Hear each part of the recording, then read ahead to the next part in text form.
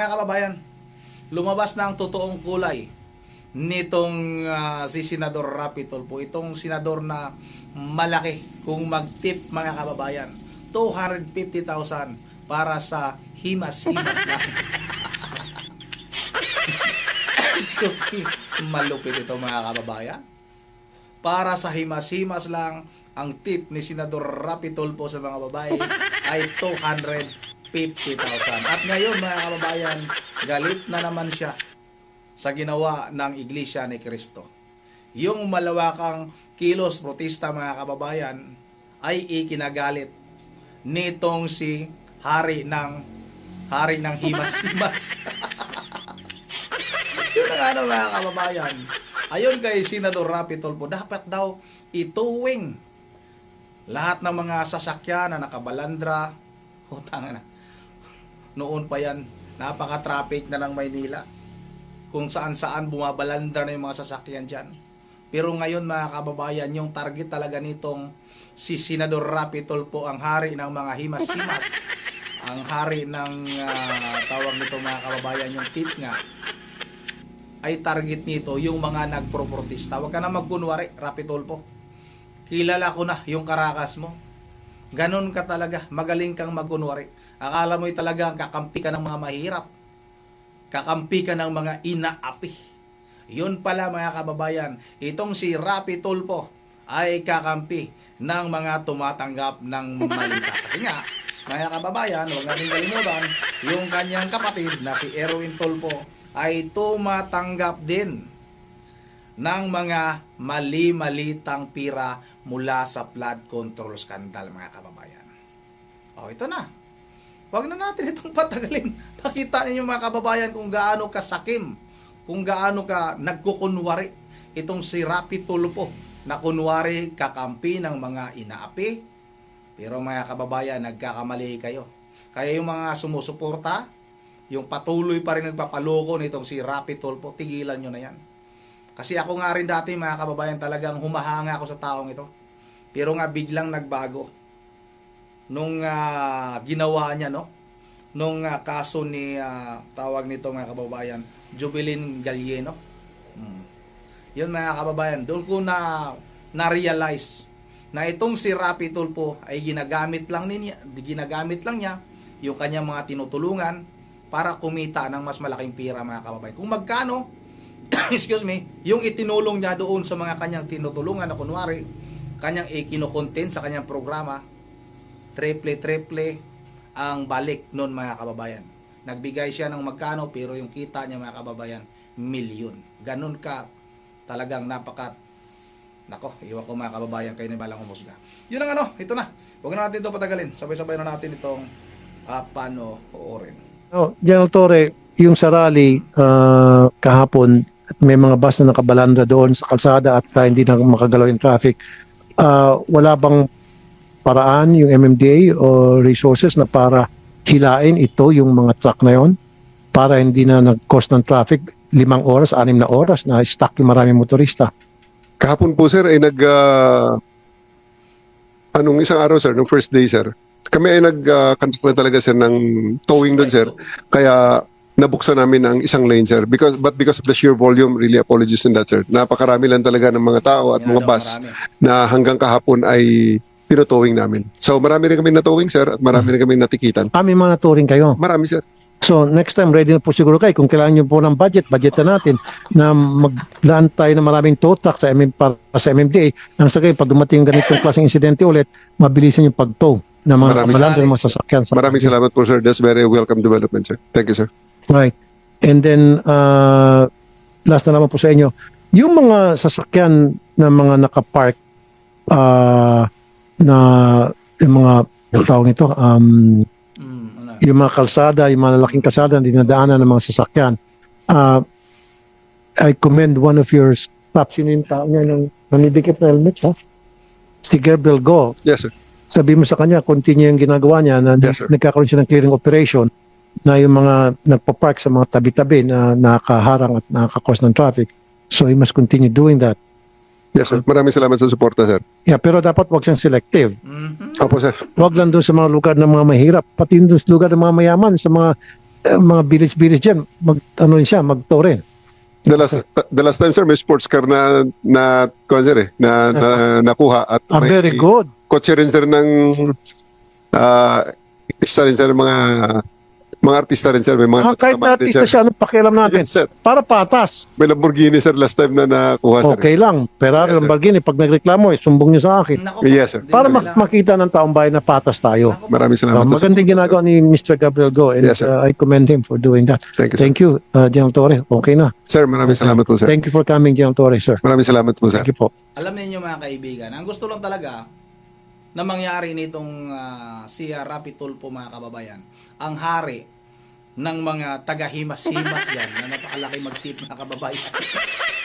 Himas lang sa babae ay tumataginting na 250,000, mga kababayan. Ang gusto lang talaga palabasin nito na yung mga taga-suporta o yung mga sumusuporta sa ginawang malawakang rally, no, ng Iglesia ni Cristo ay matuwing doon, mga kababayan, at tanggalin nga at tanggalan ng karapatan na isigaw yung ating karapatan na tama na, dapat managot na ang mga magnanakaw. Dahil takot na takot itong si Rapi Tulfo, mga kababayan.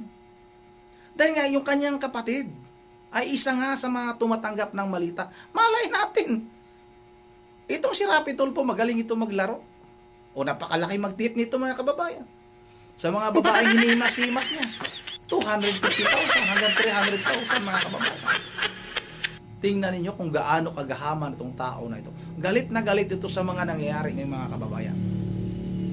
Natatakot sila na baka matanggal na ng tuluyan sa Malacanang yung kanilang amo nilang bangag. Kasi nga, mananagot din sila, mga kababayan. May kinalaman ito sa mga nangyayaring nakawanit ngayon sa ating bansa. Samantala, mga kababayan, itong amo nitong si hari ng tawag nito, mga kababayan, himas o lamas, ano ba, lamas, himas, itong amo ni Senador Rapi Tulfo, kasi tuta ito ni Marcos, pahiya, mga kababayan, nung pumunta sa Canada. Grabe, pati doon sa Canada, mga kababayan, hindi tinigilan itong si Pangulong Marcos. Nagsisigaw yung ating mga kababayan doon, Marcos resign, bangag ka, Marcos. Nakakahiya naman ito. Dumayo ka pa ng ibang bansa, akala mo yung makaligtas ka sa mga nag-protesta, makaligtas ka sa mga gumagawa ng kilos protesta, pero pagdating mo doon ay sinalubong ka ng ganito, hindi ka ba nahihiya? O ito na, mga kababayan, sabay-sabay na natin itong panoorin. Nasaan na yun? Ito na.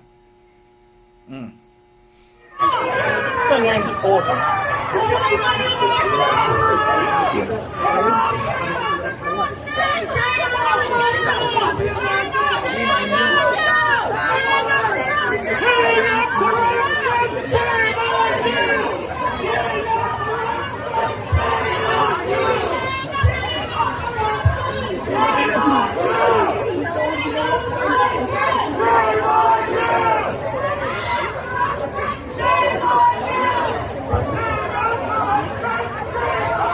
Mga kasama, lumabas na si Pangulong Ferdinand Marcos Jr. ng Jollibee Store. Kasabay nito nagsilabasan yung mga nagkikilos protesta dito sa Vancouver, Canada. Kasabay rin ng kilos protesta nila at na-event ni Pangulong Marcos, malakas ang ulan dito sa Vancouver. Ito, mga kababayan.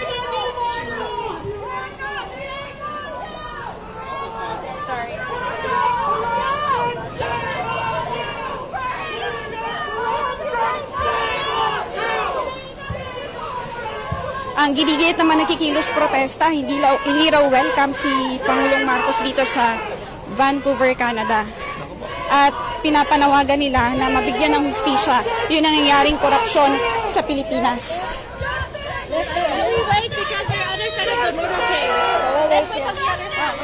Ayan, hanggang dito sa paglalakad ni Pangulong Marcos, sinusundan siya ng mga nagkikilos protesta.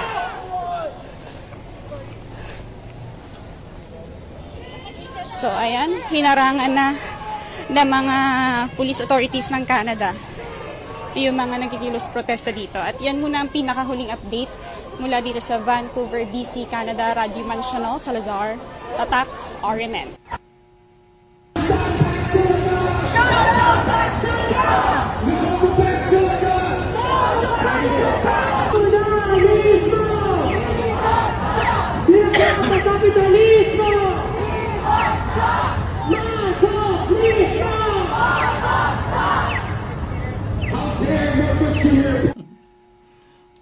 O yun ang ano mga kababayan, pinalayas. Pinalayas ibangag sa Canada mga kababayan. Ayaw ng mga Pilipino na nasa Canada, sa Vancouver, Canada mga kababayan, na makita nila yung pagmumukha ni Pangulong Marcos Jr. mga kababayan. Sinundan talaga, pinalayas talaga, hinabol talaga mga kababayan para palayasin. Ganon na lang yung galit ng ating mga kababayan sa ating Pangulo ngayon. Magnanakaw mga kababayan. Grabe. Para akala mo ba'y walang pakialam kung anong nangyayari o anong mangyari sa ating bansa? Napakakapal na mukha. Kahit kitang-kita na mga kababayan, yung kanilang pagnanakaw, pilit pa rin nilang itinatanggi. Hindi nila pwedeng hanggang nandyan sila, nakaupo sa pamahalaan na ito, hindi nila kayang itago yan mga kababayan. Kasi karamihan ng ating mga kababayan, maliban na lang sa mga sinto-sinto. Sinto-sinto na mga taga-suporta ni Marcos, pasensya na. Mayroon din akong mga hindi naman siguro sinto-sinto. Yung iba lang. Yung sinto-sinto na naniniwala pa rin kay Pangulong Marcos Jr. ay talagang nabubudo lang kayo. Idilat ninyo yung mga mata. Tingnan ninyo kung anong nangyayari sa ating bansa. Tingnan ninyo sa lansangan ngayon. Grabe, sobrang daming droga. Sobrang daming adik. Bumalik na yung masama, yung mga masasamang tao na gumagawa ng kasamaan sa ating mga kababayan. Yun ang dito lang muna at bago tayo magtatapos ay mag-shout out lang muna tayo. Talaga naman itong si Tuplok mga kababayan. Si Mr. Himas. Yun, shout out kay Ma'am Bergie Veralidios ng Pulilan, Bulacan. Maraming salamat Ma'am Bergie. Shout out na rin yung mga po si Coco Dion Yuri at saka si Sagi. Shout out na rin kay Randy Malumog. Shout out. Shout out kay Jewel RP. Shout out na rin kay Judy Francisco. Shout out kay Ma'am Maybelline Balikaw, Ma'am Joyce ng Japan. Shout out kay Lucrecia Dublon. Shout out na rin kay Is MP. Shout out Renirio Butgon. Shout out. Shout out na rin kay Crispin Del Rosario. Hoy, shout out kay Epifanio Labrador. Malapit na tayo magkikita ulit ha. Epifanio Labrador, tandaan mo ito. Hindi pa ako nakapunta sa YouTube channel mo. Magbabalik na ako. Hintayin mo lang ako. Babanat-banata na naman kitang unggoy ka. Yun ang dito lang muna at once again. This is Ronnie TV mo. Ingat yung lahat. God bless the